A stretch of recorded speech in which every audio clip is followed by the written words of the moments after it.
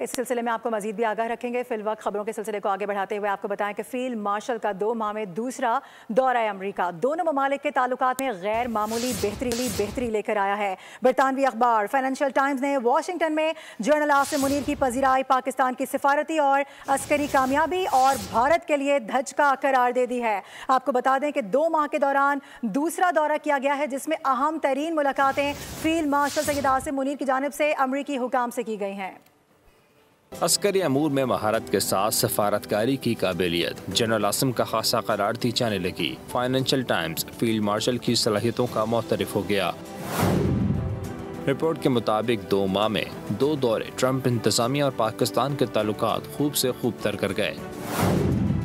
پاکستان کی عسکری قیادت نے دہشت گردی کے خلاف تعاون کے لیے امریکہ کو قائل کیا. کرپٹو کرنسی اور معدنی وسائل کے شعبوں میں امریکی مفادات کو راغب کرنے کی منظم حکمت عملی اپنائی، جس نے پاکستان کو واشنگٹن میں ترجیحات میں سر فہرست لا کھڑا کیا اور 2 طرفہ تعلقات میں غیر متوقع گرم جوشی آئی. اس دوران جنرل عاصم منیر کا امریکی صدر کے ساتھ لنچ سب سے اہم رہا. برطانوی اخبار کی رپورٹ بدلتی صورتحال بھارت کے لیے دھچکا قرار دی گئی.